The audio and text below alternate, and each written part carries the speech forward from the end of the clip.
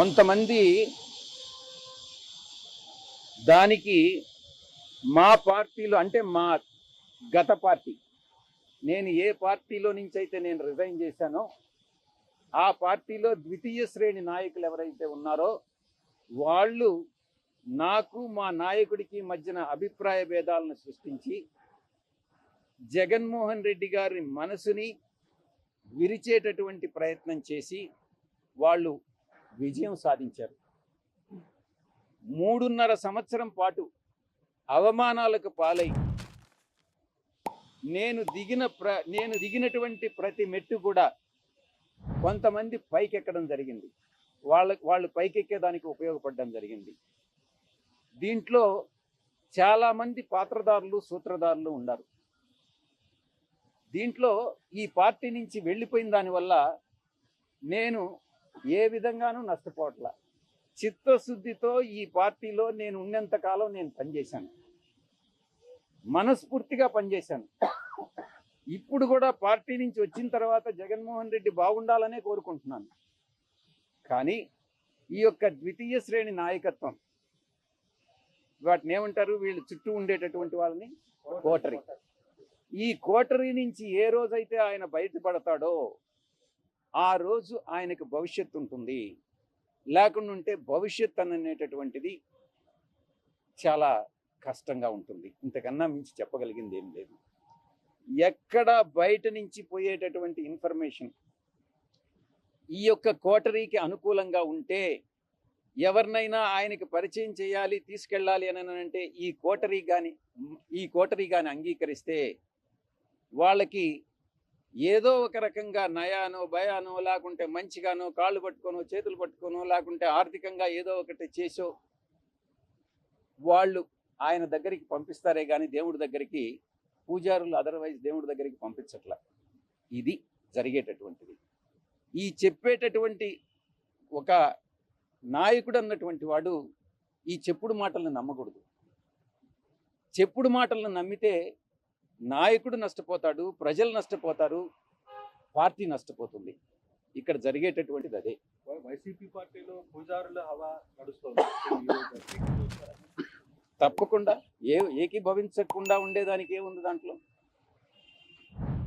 ఈ కోటరీ వల్లనే నేను ఆయనకి దూరం అయ్యా.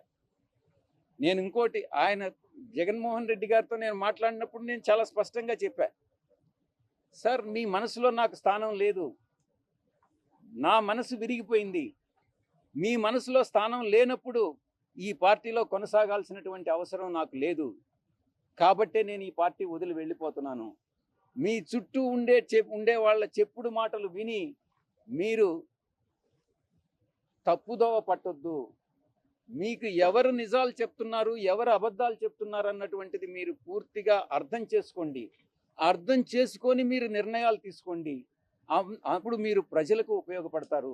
మీరు నాయకులు, అధినాయకులు, ముఖ్యమంత్రిగా 5 సంవత్సరాలు పనిచేసినటువంటి అనుభవం ఉంది. భవిష్యత్తులో కూడా మీరు ఇంకా ప్రజలకు సేవ చేయాలి. కాబట్టి ఈ చుట్టూ ఉండేటటువంటి వాళ్ళ మాటలు వినవద్దు అని నేను ఫోన్లో మాట్లాడినప్పుడు లండన్కి నేను చాలా స్పష్టంగా చెప్పాను. ఎందుకు విరిపోయింది?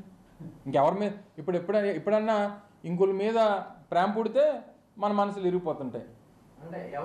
అదే మాకు తెలియాలి. నువ్వు ఆయన అడగాలి, నేనే చెప్తాను.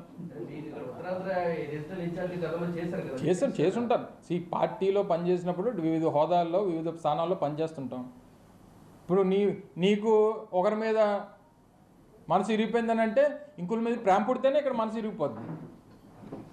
అది ఎవరి మీద ప్రేమ పుట్టిందో, ఎవరి మనసు దేనికి ఇరిగిపోయిందో అనేటువంటి త్వరలో తెలుస్తాయి మనకు. అవన్నీ చూస్తాం కదా రాజకీయాల్లో.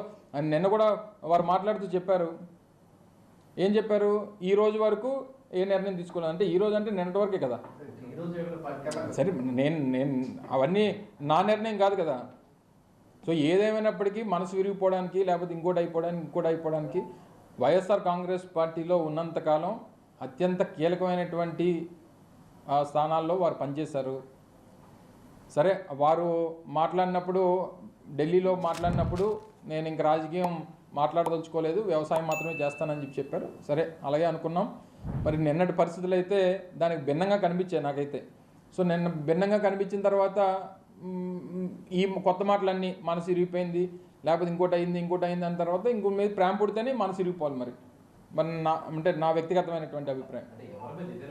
అది మరి నాకేం తెలుసు, నేనేం చెప్తాను? నువ్వు ఎవరిని ప్రేమిస్తున్నావు నాకేం తెలుసు చెప్పు. నేను జగన్మోహన్ రెడ్డి గారిని ప్రేమిస్తున్నాను.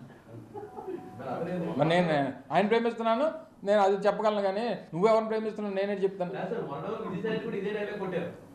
మరి నేను ఎప్పుడు వినలేదు ఆ డైలాగ్.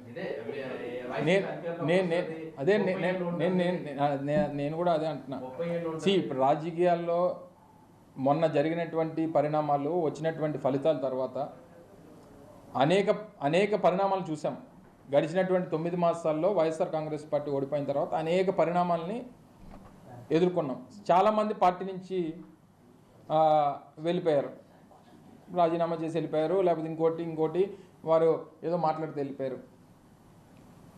వెళ్ళిపోయినటువంటి వారందరూ, నేను ఎవరో ఒకరి గురించి మాట్లాడలేదు. మొన్న ఇదే జగన్మోహన్ రెడ్డి గారు 2024లో కూడా అధికారంలోకి వచ్చుంటే ఇది జరిగేది. స్వతంత్ర టీవీ వారు మీరు అడిగిన ప్రశ్నకి ఏం చెప్తా అంటే, ఆయన బయటికి వెళ్ళిపోయాడయ్యా, వెళ్ళిపోయిన బుర్ర చాలటమే పని ఇంకేముంటుంది? పార్టీని వదిలిపెట్టి పోయినోడు చేసే పని ఏంటి? బుర్ర చాలటం. ఆయనకి అదేం పెద్ద అతీతం కాదు. ఆయనైనా సరే ఆయన పార్టీ నుంచి వెళ్ళిపోయాడు కాబట్టి ఈ పార్టీ మీద బుర్ర జల్లే కార్యక్రమాలు చేస్తున్నాడు. అది ఆయనకి మంచిది కాదని కూడా ఈ సందర్భంగా మనవి చేస్తున్నాను. విజయసాయి రెడ్డి గారు వైఎస్ఆర్ కాంగ్రెస్ పార్టీలో ఒక నాయకుడిగా ఎదిగాడు. నాకు తెలుసు, వైఎస్ఆర్ కాంగ్రెస్ పార్టీ ఆవిర్భావం కాకముందు ఆయన ఒక chartered accountant. YSR Congress party ప్రారంభమైన తర్వాత ఆయన దినదిన ప్రవర్ధమానంగా పెరిగాడు. ఈ రాష్ట్రంలో పార్లమెంటు సభ్యుడయ్యాడు. పార్లమెంటు సభ్యులు అవ్వకుండా పార్లమెంటరీ పార్టీకి నాయకుడిగా కూడా వ్యవహరించాడు. వైఎస్ఆర్ కాంగ్రెస్ పార్టీలో కీలకమైన బాధ్యతలు చేపట్టాడు. జగన్మోహన్ రెడ్డి గారికి లెఫ్ట్ చెవులోను రైట్ చెవుల్లోనూ ఆయనే సలహాలు ఇచ్చేవాడు. ఏదన్నా క్వార్టరీ ఉందంటే ఆయనే క్వార్టరీ, ఇంకెవరు లేరు.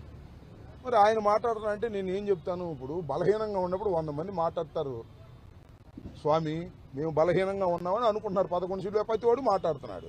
అది బలంగా ఉన్నప్పుడు మాట్లాడలేదే. సాయిరెడ్డి గారు ఈ పార్టీకి నుంచి బయటికి పోయాడు.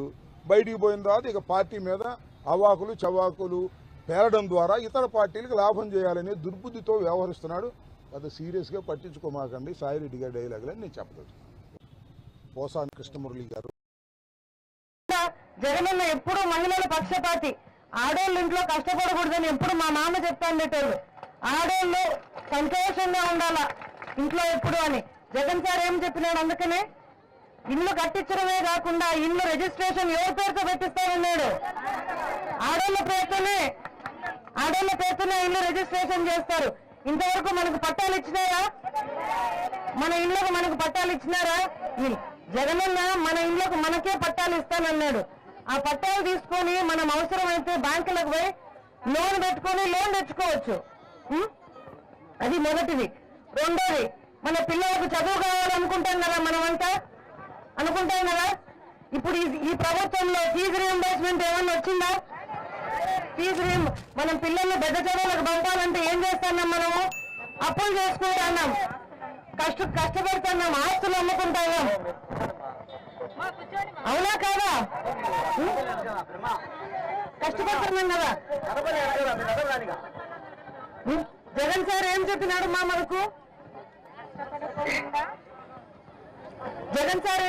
మనకు?